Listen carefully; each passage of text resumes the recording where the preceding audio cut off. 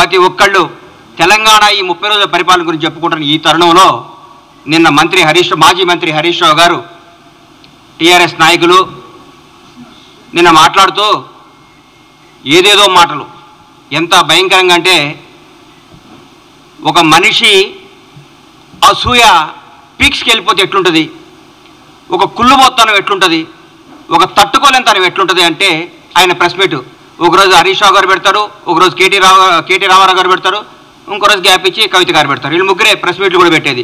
ఎందుకంటే టీఆర్ఎస్ నాయకులకు తెలుసు బ్రహ్మాండంగా చేస్తుంది కాంగ్రెస్ ప్రభుత్వం.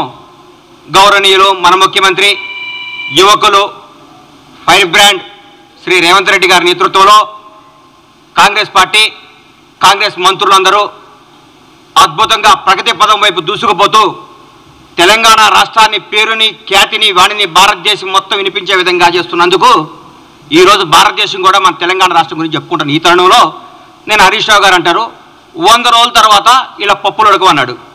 నేను చెప్తున్నా హరీష్ రావు గారు 100 రోజుల తర్వాత కాంగ్రెస్ ప్రభుత్వం బిర్యానీ ఉడుకుతుంది, చికెన్ ఉడుకుతుంది, గుడ్లు ఉడుకుతాయి, అన్నీ ఉడుకుతాయి. మీది ఏం ఉడకదు, మీ నీళ్లు కూడా ఉడకవు, మీ నీళ్లు కూడా కాగవు. ఎందుకు సార్ 100 రోజుల తర్వాత మమ్మల్ని ఏం చేస్తారు సార్ మీరు? ప్రగతి భవన్ని ప్రజాభవన్ చేసినందుకా? మీ ప్రగతి భవన్లో ఉన్న 100 గడీలు 5-6 పెద్ద పెద్ద బిల్డింగ్లు విడగొట్టి అందరికీ అందుబాటులో తీసుకొచ్చినందుకా? ఒక దళిత ఉప ముఖ్యమంత్రిని తీసుకొచ్చి అందులో పెట్టినందుకా? ఎందుకు సార్ మీరు చేసేది? నియంతృత్వ పాలనకు పాతరేసి ప్రజాపాలన తీసుకొచ్చినందుకా?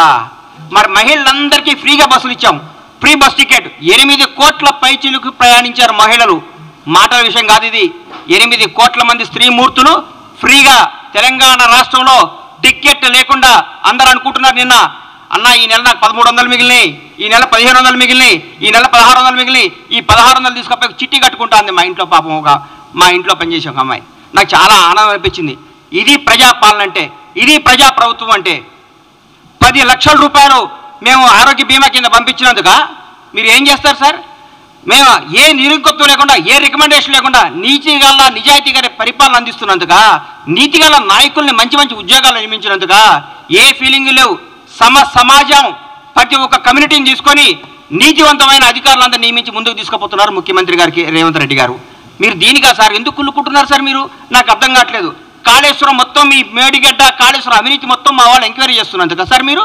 మా మంత్రులందరూ మా ముఖ్యమంత్రి గారితో పాటు కొలీగ్స్ అంటే అది బ్యూటీ ఆఫ్ డెమోక్రసీ అంటే చూపిస్తున్నాం కాంగ్రెస్ ప్రభుత్వం.